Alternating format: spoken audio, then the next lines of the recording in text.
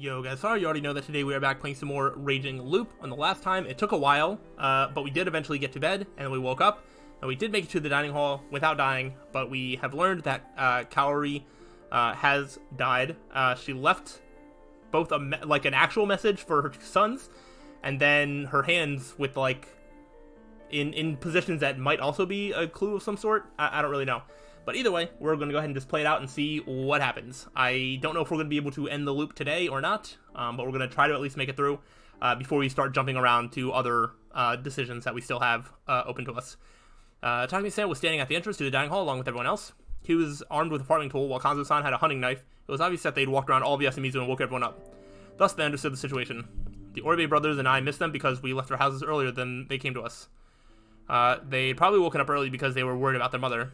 Takumi-san wasn't saying a word. He just cast his eyes down and tightly pursed his lips.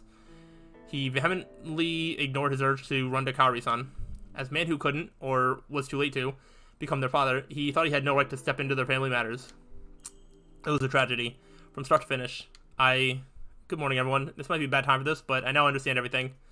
Once they're back, I propose we start the final feast. Oh, okay. Alright. I think this is going to end in a successful win, but obviously we have so many questions to answer that it's not going to be good enough for me. It took a whole hour. I didn't hear any loud noises from upstairs the entire time. That was why when they came downstairs with red eyes, we all understood that they'd been quietly crying. Everyone silently agreed with my proposal, and we all went to the hall. We all had our sake, and the eldest among us spoke. We're starting the feast. Yasunaga-kun instantly raised his hand. May I, Fusaishi-san? I don't mind. Then, I declare that Rikaku Uematsu and Shikamochi Kamoshida are wolves. Huh? Wait, didn't you believe Uematsu? Saving the snake, Fusaishi-san, from death made her trustworthy, but not completely. In fact, by getting Fusaishi-san on her side, she probably avoided becoming the target of his ability last night. That might have been her intention. Well, it's true that I investigated Yoshizuku-kun last night. You suspected me? What was the result? He's a human. I knew it. That means the only ones whose identities we don't know are Rikaku Uematsu, Meiko, Chiene, and Mochi. However, my now late mother, Kaori Oribe, did the final filtering for us. He reached into the pocket and took out the letter from before, Kaori-san's final words. Everyone came closer and read it. Some began to choke up and cry, but everyone knew that what mattered right now wasn't the message she'd left to the brothers. It was that list of names. Rikaku, Chiemi, Chikamochi, Meiko. Interesting. What does this part mean? This is a list of people Mom found most suspicious, written in her handwriting. It includes those who weren't confirmed to be human by the snake or anything else. Shine, Mochi, Uematsu-san, Meiko, Mom excluded herself, obviously. And Yoshitsugu isn't here because she simply trusted him. She also left an other point just in case Fusaishi-san or someone else turned out to be the wolves. Though, even if it was other, it would be a hint that Fusaishi-san was lying, which would be invaluable to us. She uses to leave us a message. Wait, this is just a list of names. How do you turn this into a hint? The number of fingers Mom was holding up. Oh, most of you didn't see it, but her fingers were in strange positions. 1 and 3, so that's why he's going with those two, with Uematsu and Chikamochi, I think. Fusaishi-san, Yoshitsugu, you remember how they were, right? The right was clenching the pinky and the ring finger, while the left was clenching all besides the thumb. She held up 3 on her right and 1 on her left, didn't she? Yeah, that's right. The number of fingers are pointing to the wolves? Yes, when the wolves came, you wouldn't have the time to leave a message like this. That's why she wrote it down and swallowed it. Paper isn't tasty. Be silent, Meiko. Honey-chan, you're scary. She had to go that far? Now, you must remember Haru-chan's death. Just like Mom, she was brutally killed in her futon. There was no sign of resistance from her. Mom's surroundings were a mess, but that was because I went apeshit. Yes, that means that they both died while, for some reason, being unable to resist or had their remains damaged after they were killed. That means that while you're dying, you aren't in a state to do anything, and the wolves are watching too. It's hard to imagine that you could leave any dying message in that situation, but Mom found a loophole. I see. It's hard to think you could write a message using your own blood or something. The wolves would see and just erase it. Exactly, you can't leave any major info. However, if you write the actual information somewhere else and provide the bare minimum needed to find it, that'd be more than enough. Mom's way was using her fingers, and the wolves didn't notice. I didn't think it was possible to go around the feast rules like this. I must admit I was too hard-headed. While I refused to try anything impossible, Mom didn't. She went as far as to swallow this, so I can only imagine how dedicated she was to leave this message. That is all. Uematsu, so you killed her, huh? So we should have hanged her yesterday. No, that is not true. That's pretty sloppy, Yasun. Is that really enough to conclude that Richan and I are the culprits? Exactly, I know full well that I'm no wolf, in which case I can only say that Oribe-sama's fingers have to be some sort of mistake. What if you're supposed to read it differently? Like, what if she counted the bent fingers? That means it's Chimmy and Mako, the complete opposite. Huh? Mako's not a wolf, and neither am I. If Yoshitsugu Oribe-sama is a human, then it must be Serizawa-sama and Kamoshida-sama. Oribe-sama's fingers must be some sort of mistake. What are you saying? It's not me. Yeah, it doesn't really make sense. Honestly, I think we should look into the possibility that Hassan's a wolf. They look to be with suspicious eyes. Apparently, even almost dying from poison wasn't enough to earn their unconditional trust. We haven't settled it yet, Yasu. I have no doubts that the wolves are Rikaku Uematsu and Shikamochi Kamoshida. Do you have anything to support the trustworthiness of the message? I didn't want to say it, but when the poisoner used aconite, I thought of you. Oh, I see. Because he's a Nosato? Well, it's true that we learn how to handle poisonous plants. Haruaki-san, do you remember if you ate something leaf-like when you were poisoned? I've been on guard, so of course I remembered. There were some largish onion and cabbage pieces, but I didn't see anything strange. Exactly, we all checked your bowl afterwards and it didn't look like there was any aconite inside. That must mean the poison was in fluid form, extracted from the plant itself.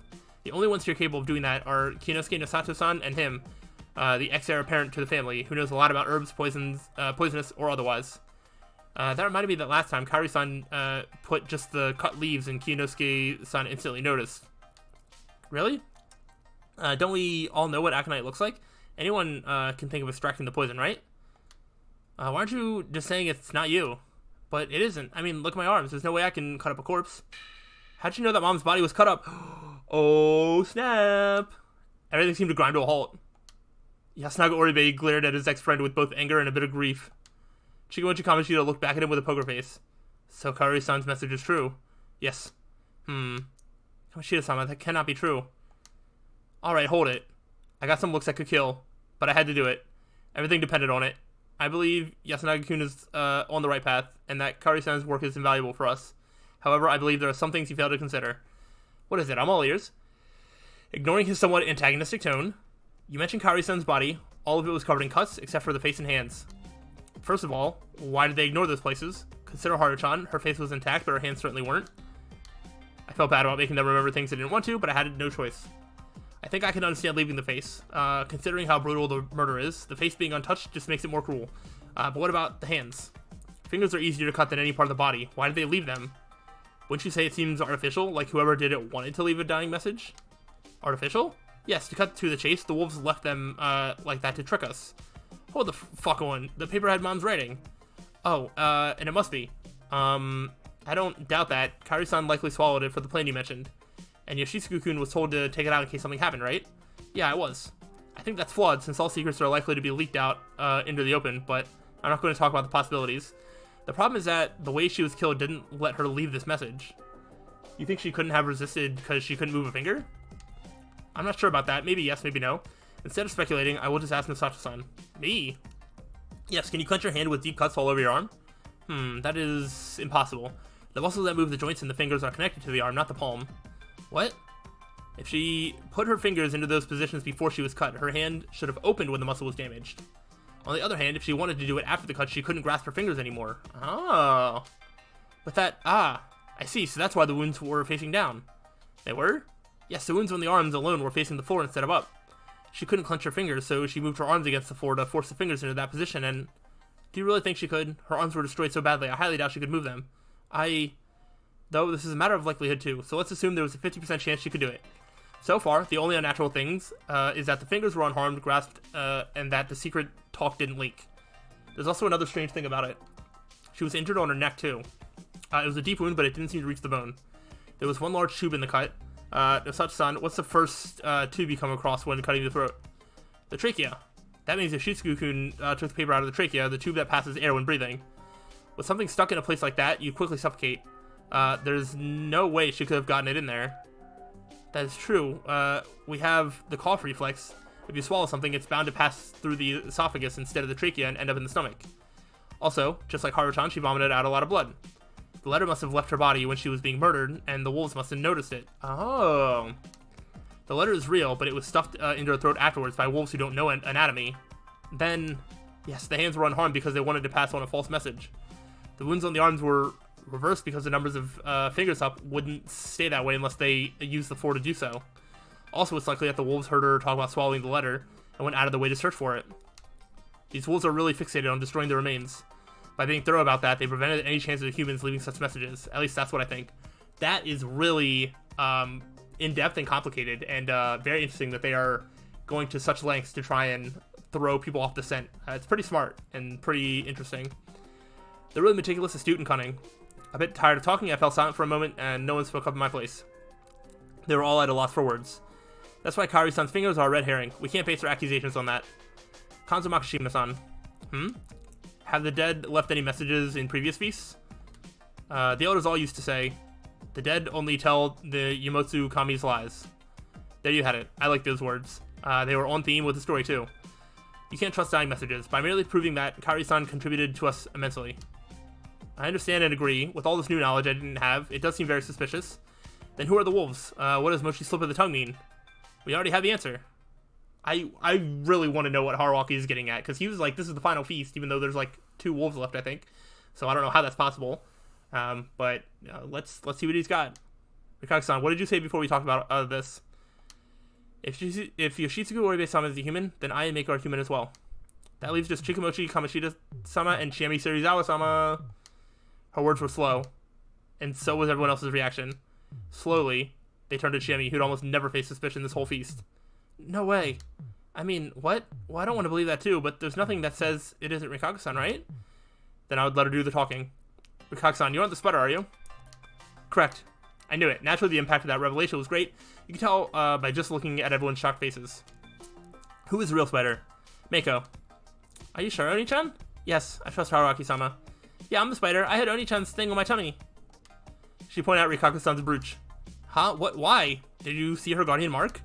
Of course not. That is a taboo act. That would render me deserving of the corruption. However, as a bedroom woman servant, it is my role to watch over the darkness in Fujiyoshi. So in the case that the mist came and this girl became involved, I taught her a few things she could not read yet, and so I could help her. I remembered the symbols. What are you drawing? Oh, those are guardians. She was drawing the symbols to try and help herself remember.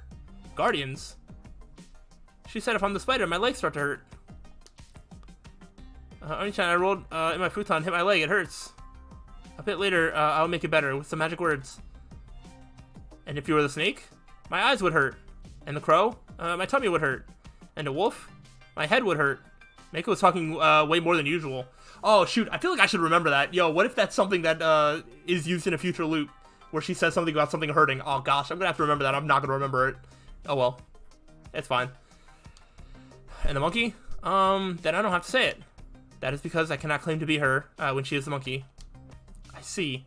But how did Mako write down the names of the people she protected as the spider? I wrote them down myself, then gave it to her when changing her clothes.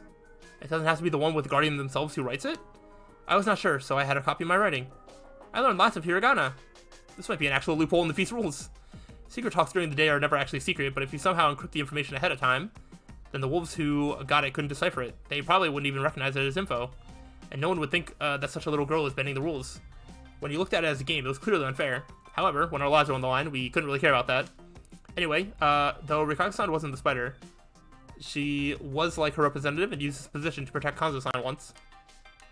He seemed the most important one of us back then, but I cannot predict that they would attack Haru Makishima-sama next. It's fine. A spider that protects one is a good spider. I thought it was weird. The spider normally has no reason to out themselves. It was strange that we had 2.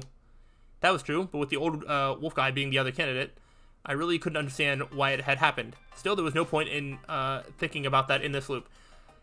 So the wolf was, the old wolf guy was either the other wolf, or we still haven't really considered much about a badger. I don't know if we've really deduced who that could be. Because then Mamiya the reporter was one wolf.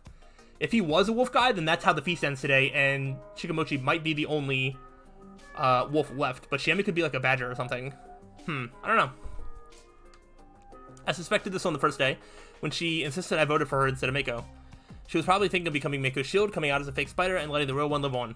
Also, since you told Mako to tell you if she was a wolf, yes, I intended to kill her and suffer the corruption. And since I knew the truth, I was able to reduce the suspects to just 3. That makes... okay.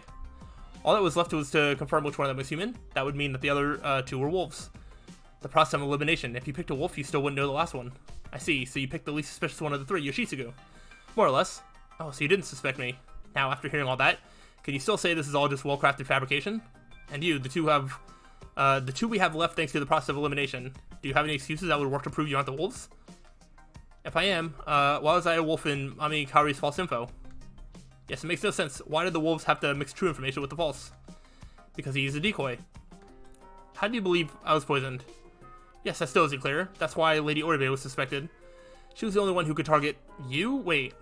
Yes, she's the only possible option if you're aiming specifically for me anyway. I see, so that's how it is. It didn't matter who died. Exactly, I wasn't a target at all. They didn't care about who died. Whoa, hold on, what do you mean? They targeted you because you're the snake, right? That's the very source of the misunderstanding. It just so happened that the poison bowl went to me. He probably found a chance to get poison in a bowl and took it.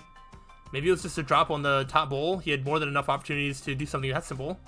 And when it was time to eat, the wolves just avoided their bowls and chatted while watching if something was happening to the others. They'd only eat after they saw who got the poison. After the chaos that followed, it was impossible to tell if someone was avoiding the food. If no one ended up getting poisoned, it would mean that one of their bowls had the poison, so they just say they weren't feeling hungry and excuse themselves. Anyway, doing that would reduce the humans by 1. Whoa! Makushima-san, Takumi-san, and Yasunaga-kun have a lot of influence here. Nosato-san's position here is complicated. Rikaku-san is the self-proclaimed spider while I'm the snake. You can say that most of the humans are worth killing for them. And if the poison killed someone, the only suspect would be the cook and the only one who could target someone, Kaori-san. Self-proclaimed crow. Then you almost died because of a simple coincidence. But since I just revealed that I was a snake, it was extremely effective. If I died because of this, the wolves wouldn't have killed Kaori-san, and she would have been hanged today. I took a few breaths. Everyone was silent, probably because they were reflecting on the way they suspected her yesterday. But not only did I survive, Uematsu-san's strange power that saved me helped her gain some level of trust. That being the case, they assumed that she would use her spider powers to protect me, meaning they couldn't kill me that night either. They probably did consider killing her, but as she proves time and time again, her position here in Fujiyoshi is extremely poor. It was enough for her to be hanged if measured against Chiami-chan. They could kill her in the daytime, so they decided to kill Kaori-san instead. Whether that was a good second option aside, I don't think it's unlikely for these two to think that way. Now, back to the matter at hand. Killing 2 people in one day makes you a target of the corruption. That means that Chikamochi Kamoshida poisoned the bowl knowing what would happen. He probably did it while even knowing that he, as a disowned Nosato child, would be the prime suspect. Typically, it's hard for all the wolves to survive if they actively faked having guardians. They would certainly end up hanged. However, thanks to some form of unity between them, they could choose scapegoats from among them to serve the role of the faker or the rule breaker. That's Chikamochi Kamoshida's role. That's why he was probably ready to die because of Kaori-san's final message. However, if Rikaku-san was hanged today, they could kill me today, make a mess of things, and maybe even survive. That's what they were betting on, I assume. Unfortunately for them, it didn't work. He looks down with a half smile, gathering everyone's attention. That seems really one-sided. I mean, we have no proof that Hasan and Richan are what they claim to be. He brought up something we'd been over already, and since that was all they had left, and maybe you can actually read Mami Kaori's fingers some other way. Mochi, that's enough. It's getting cringeworthy. Then, yeah. Whoa! Let's kill them all! Yeah, that's awesome! Yo, that's awesome! That's awesome, dude. Chiemi, like, alright, I mean, listen, Chikamochi has been a little suspicious for a while, mostly because I knew he was a wolf from way back then, and so being able to watch him knowing that he's a wolf the whole time. Chiemi, like, not as much, but this drastic, like, hey, I'm not really saying anything, to like, oh, I love you and all that, to I'm pulling this gun and having this crazy face directly at you is wild. I love it. Oh, that's great. Everyone here had a certain hope. They believed that if exposed, the wolves would admit it and give themselves in. It would be too late for them to keep struggling after all. Certainly they wouldn't attack the humans head on. Certainly their ex-neighbors wouldn't be that malicious and murderous. I couldn't blame them for their optimism. I was the only one who knew how badly Yasunaga Oribe changed last time, so I should have been the one to take care. However, even I could be taken off guard. I knew that the current wolves were wicked, but I thought it was because of Chikamochi Kamoshida, the boy with unusual tendencies and devilish intuition. I knew that she could use a gun, but I didn't expect her to whip one out right in front of us. She was the girl who told me to leave her and run, despite the invisible god terrorizing her. The girl who'd opened herself up to me, despite knowing it wasn't meant to be. I never would have thought she'd bring a gun to this place to try and take everyone with her. The turn was so unexpected that the smart ones here were frozen. Okay, so I think the old wolf guy probably was a badger then. Those who hadn't suspected her weren't moving either. The ones who did, Chemi, stop, was the one most proactive among us. I don't know if this is going to end with them just killing everybody with a gun, including me, or if we somehow resolve this another way. You fool. And the one who didn't trust anyone. When the first shot was fired, the buckshot aimed at the end of the circle was blocked by Takumi-san's body. His large frame absorbed the bullets, bursting apart. Ah ha ha! Okay, so how quickly does the corruption set in? Because they just broke the rule of killing multiple people. Past his collapsing body, I saw her face, a beastly smile. A moment later, Chikamochi Kamoshida fired his own gun. Kanzushi was charging toward him with a clenched fist, and the shot blew off his face. Next, beyond the bloody mist they left behind, I saw the eyes of a bird of prey. Run! The next person Chibi aimed at was Yoshitsugu-kun, who was trying to charge at her. That was when Kanzu-san, on the verge of death, landed a punch on Chikamochi as I absentmindedly watched. Kyo, Fusaishi, it's up to you. I felt like I heard that voice, which snapped me out of my torpor. Kinosuke was the same in that regard. Our eyes met, and then I heard him take Rikaku-san and Meiko's hands while he grabbed Yasunaga-kun by the shoulders. Without even seeing the results of the third shot, we ran straight for the exit. We were closer to the exit than the outer side. We heard another gunshot, but we weren't in a situation to turn around. Rikaku-san dropped to the ground, letting out a cry as she did, and I ended up basically dragging her so we could evade our assailants. Kinosuke saw that. His expression changed, and he's still holding Yasunaga-kun's hand. He used his open hand to push my shoulder. I felt like there was a silent understanding between us. Not saying a thing, he hurriedly let go of Yasunaga-kun and took Rikaku-san's hand. And I took Yasunaga-kun's now empty hand. I think this is a music track that we have like not heard this at all this game. This is so intense. I love it. It was an irrational action. However, I probably thought that I had no right to hold her by the hand, a feeling which made it hard for me to run. Kinosuke staunchly grasped her and started running. Following his example, I took Meiko under my arm and started running, pulling Yasunaga-kun with me. The young man seemed to be in a stupor. Was it just me, or was the mist even denser than usual? It probably felt that way because I was running, making the lack of visibility way more dangerous. I followed the gravel path and ran up a hill. It's okay, I can run by myself now. Hearing that clear voice, I let go of his hand. Where should we run? The Nosato Mansion. It's the sturdiest building here. That made sense. The other two were going there too, so if we grouped and held our ground there. Oh my gosh. Suddenly, I heard laughter coming from the side. It almost made me freeze, but I held myself together and lowered my head. Another gunshot. I could clearly feel the bullets fly past the top of my head. Shine, why? Keep running. Wah! Meiko cried for the first time ever. I had to keep running while closing her mouth. I'd expected Yasunaga-kun to be right behind me, but I couldn't hear his footsteps anymore. Please stop. He was probably trying to convince Jimmy. I've always liked you, you know? The feeling ain't mutual. That brief exchange with the gunshot that followed seemed strangely clear. No. Please don't make it sound, Meiko. Shit. Was this the end of the line for this loop? Come on. With Japan being a mostly gun-free society, their power could easily be both overestimated as well as underestimated, making it hard for us to gauge. However, here in the mist where I could barely see anything and could be hit at point-blank range by surprise, I was all too aware. Guns were frightening tools that could end a life with a single pull of the trigger. Haraki-san, where are you? We're either dying to a gunshot or they are dying to the corruption right in front of our face. I made it to Yamawaki-san's house and hid behind it and waited. I had to catch my breath and figure out my best route to the Nosato Mansion. By following this path, I could pass the collapsed construction site and arrive at the mansion. That was the fastest way there, but I wasn't sure it was safe. Come out, I'll help you. Yeah, right. Hearing that cheerful voice, I heard the unlocked door open up. I ran as fast as I could, but she caught up easily, probably due to her healthy legs and familiarity with the land. Meiko was trying really hard not to scream, and I was hoping that she could hold it in. Hearing someone enter, I counted to 5 and snuck out. I didn't sense anyone following me. Going down the hill, I passed the plaza and continued making my way to the Nosato Mansion, hoping they missed me.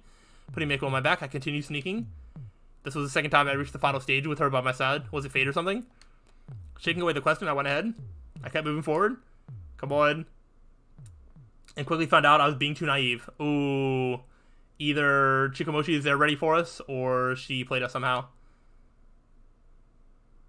Funny. Haha, yeah. There was a person right before the mansion. You're way funnier now than you were alive, Uncle. There was a mess that looked vaguely human in front of him. He poked at it with something long and thin, probably a shotgun. Anyway, guess that just leaves you, doesn't it, Hassan? I didn't know whether it was because he was a wolf, or from the Crow family, but hiding behind an Okiba wasn't enough to fool him. Oh, if you turn around and run, I'm gonna hit Meiko-chan on your back and kill her. You don't want that, do you? He was right. That aside, can you just face me? Old Man Kanzo and Uncle did. It's more fun to me this way. The snappy attitude he'd given us on the latter part of the feast was nowhere to be seen. Faking his behavior to keep up the act, just because he was a wolf, must have been stressful for him. Right now, I was close to him, and could tell by his expression that he was extremely refreshed. But man, Kyonosuke seemed to have struggled, probably to let Rikaku-san escape. He had guts in him somewhere after all. I don't like shooting people in the back, like I did with Richan. It's in poor taste. Fuck. Let Meiko run away. That won't fly. I'm a Kami-sama, you know? Can't let the top Yomibito just walk away. Though she could just return to Yomi on her own or something. Was he bound by the curse of the real story? I let Meiko go. Go down the cliff until you reach the river. Can you do that? Doing that probably meant getting the same ending as last time, but it wasn't impossible that she'd make it. Chemi wasn't with us. Maybe if the little girl was alone. Whatever the case, it was better than just letting her get shot. Fusayaki-san, it's fine. It's going to work out. And most importantly, if I died here, all this would return to nothing and I'd loop. I'd actually reached the point where I considered that in my calculations. Go. Bye-bye. As she started to run. Yeah, nah, just kidding. Yeah, like they're just going to let her leave. As Chikamochi Kamoshida began aiming at her again, I felt intense anger. I couldn't understand him at all. Was this how they really were? Or was this caused by the real story? My body moved before my messed up brain, which was something I didn't expect. My instinct to protect children must have taken over. I heard the gunshot, then felt the lead bullets bite into my body. Gah! Because of the poor visibility and because the buckshot was small, probably meant for birds, the wound wasn't fatal. Still, the pain assaulting my body felt like it was pierced by a dull tip of the sword. I staggered a bit, then fell to my knees. It hurt a lot. I didn't feel Mako behind me. She must have ran away without looking back. No idea if that meant anything. It hurt. Fuck, it hurt a lot. What was that about? Why would you die for her? You're supposed to play with me, Hassan. Get it? Play with me. Ignoring my pain, he just said that. Oh, well. If you're not up for it, maybe I can turn you into a funny corpse. That's not what we agreed on, Mochi. Oh? As I heard that voice, I looked up and saw that Chikamochi Kamoshida was dead. The wolf that popped out of the mist wielded a blade instead of a gun. I said, I'm going to take Haruaki-san. It was an extremely sharp kitchen knife. It was embedded to the hilt with the other wolf's head. The boy quickly collapsed without saying a word. Chemi grabbed his weapon, checked the chambers, and clicked her tongue. Then she walked to the boy's corpse. Out of shots. What a waste of bullets. You suck, Mochi. And removed the knife from his head. The body jerked for a moment, then lay still. She looked at she looked at the weapon, wet with gray matter, then threw it away. I wondered what she'd do next, and she took out a new weapon out of her sleeve. It was like her entire body was a weapon. I began to question just how well I'd actually known her. Haruaki-san, you're all alone now. It's just the two of us, not like that means much. She sounded bored, but I could feel the bloodlust and malice behind her words. Can't say anything anymore, huh? Why? You can talk. Good to know. Why are you doing this? Can you blame me? There's no other way for us, is there? I didn't think you were like this. I don't know if it's the law or the legend or whatever, but I've always thought you'd always resist it no matter how scary it was. Yet you. Too bad. She spoke with unbridled malice. You think it's because Shinai-san said it? That's just stupid. It's God that's making everyone dance like they are. Listen, I just really wanted to kill. Yeah, I even returned back home just because I wanted to kill someone. That's why I'm feeling great right now. Too bad, Romeo. That's how I always was. You have no luck with women, do you? But that was just... I thought about what it would be like to kill you from the moment I met you. In a way, this moment is like a dream come true. I'm breaking the rules, so I'll just be a pile of meat tonight. This will be my final bit of fun before that happens. Okay, so they get to the night. I wonder if they okay, so she knows that the corruption's going to get her, but she just assumes that it'll take a while, and it probably will. I guess it's not immediate. So now, let's make a bet. All my curiosity about the mystery, the fear, the path leading to it, even the pain were all gone. Only pride was left. Give me 10 minutes. I'll use them to run away. Once the time's up, you chase after me. If I get away, I win. If you win, I want to set my own rules. I'll die with love for you. That sounds great. Even if this was meaningless, a meaningless and say dead end, I would go and die my own way. Interesting. Albeit staggering, I could still run if I ignored the pain. Blood was flowing out of all the wounds in my body, so I was probably leaving an easy-to-follow trail behind me. Even so, I ran uphill toward Kanfujiyoshi. I knew that the path was closed off here. At the last loop, Haru-chan had entered the mountain and gotten stuck. The Misty Mountain was a separate realm avoided by the people of Yasumizu. Perhaps like when I'd left through Saranaga, I was about to get lost in the mist and died as some monster. Even so, if I brought Chemi here, I could maybe give a chance for Mako to escape, and that was good enough for me. If she wasn't coming after me, it was unlikely she'd go after Mako instead. Chemi would be left in the village all by herself to her own insanity. In that case, I figured I had to try running away through here at least once. I'd given up on trying to understand her insanity this time around. Next time, yeah, I'd think about it next time. I passed the cliff and reached the mountain. The mist was even denser than usual. I looked down and noticed that a lot of the road was covered by a landslide. The earth, sand, and collapsed trees made it pretty much impossible to walk past here. I couldn't tell if it was artificial, nor did I have the knowledge to investigate and find out. I just followed the path. The 10 minutes had already passed, and Chemi must have been tailing me. Whenever I stopped, I felt I could hear the sound of rustled grass in the distance. She was chasing me. From what I could tell, she was actually following the winding mountain path. That was good for me. I wanted her to keep it up. It made this more interesting. Maybe she wasn't really trying to catch me? The distance between us wasn't closing at all. I suddenly became a bit dizzy. There was a largish tree nearby. I sat down next to it so I could catch my breath. My vision suddenly turned dim. I quickly opened my eyes, but I had a bad feeling like I'd actually been out cold for a decent while. I tried standing up and realized that I couldn't move my limbs properly. I must have lost too much blood. The end was close. My adult senses told me that my pursuer was nearby. One final jump scare, or like weird image. I tried finding the path again, but I couldn't for some reason. Apparently my sense of direction, perception, and judgment were fading too. Perhaps things would have worked out if I wasn't injured? No. This was a different realm. Though acknowledged by few, the outskirts of the village were the hunting ground of the merciless mountain god Great Lord Shinai. The only ones free to move in here. I couldn't wait, so I just came down. Were the madmen siding with the mountain god? This was unreasonable. Unscientific. Unscientific. Can I speak? Superstitious. Abnormal. Why was Jimmy up the mountain? I'd always sensed her coming from below. What was that all about? Alright. Now love me while I kill you. I couldn't even say a thing. But I felt like I still had a chance. I rolled down the mountain. Uh-huh. Go, go, go. Do your best. Brimming with the joy of the hunt, Jimmy chased after me. A part of me wanted the mountain to just collapse. My path was blocked off by the natural trees, plants, growth in general. You're so cute. My body was at its limit. Unable to tell whether my vision was turning dim or if the mist was becoming denser, I continued rolling. Ah! I used the last bits of my energy to face her. Oh, nice. The wolf was coming. It was close. It would devour both my flesh and soul alike. I'd won the feast, so I'd hoped that the mountain god would at least save my soul. I'd gone through a load of difficult shit thus far, so it wouldn't be unfair to let me have a peaceful ending, right?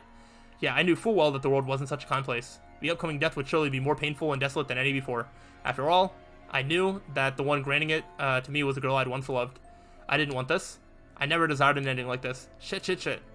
I didn't care if I made it look like a sore loser. Or if it made me look like a sore loser. I wanted to go out in a way that would leave a thorn in Jimmy's heart. I thought a lot of meaningless things.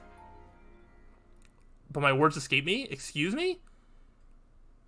What? I'm finishing this loop out. I don't care if this video is like an hour long. What in the world is happening? The wolf sang, pierce the spider instead of me. Why? That was all I could say, physically and mentally. So that was the rustling from below. Why was she alive? Why was she here? Why did she protect me? Those questions spun in my head, but only the last one found an answer. Of course she would do this. She was a descendant of the Uematsu until the very end. Her sense of duty and justice hadn't faded, even on the brink of death. She glanced at me, completely denying my assumption. That wasn't it.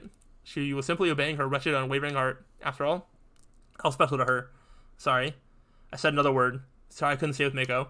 Sorry I couldn't protect everyone. Sorry I talked a wolf into a gamble that made it impossible for me to look you directly in the eye. That was the last word I would ever say. Even so, my eyes and ears were still active. Thus, I witnessed everything that happened. Don't get in my way! With a maddened scream, the mad woman tried to pull the knife out, but she couldn't. It was probably snagged in the ribs so badly that neither pushing nor pulling helped. Serizawa-sama. Her voice was hard to make out due to all the blood leaving her mouth, but it was calm, gentle even. I shall take in your corruption. What do you know? Yasumizu's Yoi's corruption binds me no matter what. Would I remember enough of this to think about what those words meant next time? My failing vision merged them into one, and I noticed Rikaku-san's hand reach for Jimmy's neck by chance. Her finger caught on something. It was something on a string, a pendant? This is... Don't look! Ooh, what? Jimmy released the knife, snatched the object back, and held it to her chest to hide it. Serizawa-sama. Her voice was dense with pain. Not only that, it was also tinged heavily with pity. I am so sorry. That's a corruption not even I can take in. What? I had no idea what those words meant, but... they carried the impact of a death blow for the wolf. I knew it! I knew it! I knew it! God! I'll kill you. Where are you? Where? I'll kill you, so come out! Come out! With that scream, Chemi ran off somewhere. Into the mist. She probably had no clear direction. Rikaku-san collapsed. I'm sorry, Haruaki-sama. Trying to move in her heavy-looking robe, she tried to crawl over to me. I could not protect Serizawa-sama or anyone else. She wasn't the only one. I thought the exact same thing. I really wanted to say that and go out with a smile, but I could barely even breathe. I used the very last of my power to collapse toward her. I then reached for her hand. Haruaki-sama. Her hand lay over mine. All life left her eyes as we gradually reduced to mere objects. Even so, her dying hand somehow felt warm. When we rise again, I will be more honest. Yeah. I want to respond to those feelings properly. I would destroy all my chances of losing, and I would leave the mist alongside this foolish, pure, lovable woman. Next time, for sure. Okay, I thought we might get, like, one final, like image of like us holding hands and something like that in the same way that they keep referring back to like the kiss with Jamie. But wow, that was an ending. Okay, so we have key 15, Raging Loup. Okay. Yeah, we'll look at the key really quick. Just to, I know like where that goes, but okay, that makes sense. So with the union of the humans, Rikaku-san's stunt and Kaori-san's sacrifice, we finally determined who all the wolves were, but they were one step ahead of us through their self-destructive attack. Everyone died, the worst outcome. I have to aim to get the better of them in order to repay Rikaku-san for protecting me all the way to the end. So who knows what that's going to let us do, but that is one of the options that we can do. So I guess I'll open up the chart just to sort of lay out the game plan. So we have this, which is what needs key 15, but I also want to go back here and choose the other option, and I think I'm going to do this one first, because I think this is just going to lead to me being poisoned and then me dying. So that's what I want to go back to first, just to unlock that ending, assuming I'm right about that. Then we can go back to 15 and do that, and then I assume that's going to open up another key, because I don't think there's anywhere else for key 15 anywhere, right? I think there's actually nothing else. No, that's a lie. I was going to say there's almost nothing else that is locked on this route. However, this has key 20, as well as there was a choice to choose. No, entering the village. No, not that. Okay, that's 20, and then key 3. Interesting. Room assignments. Yeah, decide like who stays in like the hut or whatever, and that's 16. So there's still a lot of choices in this route, and that's not even accounting for this route over here. I think had one for a key 20. I think, or was it even further up? I do want to see. So not that. Maybe it was earlier. No, it must have been earlier. I feel like there was somewhere on this line that needed a key 20. Here it is. So there's multiple spots for key 20. So that's kind of what I'm looking at. But of course, I will go ahead and get the full ending and hidden corner and all that. Bad ending number 19. So that's considered a bad ending. I assume once we do the route with key 15, that is probably going to lead to another just normal ending or good ending or whatever.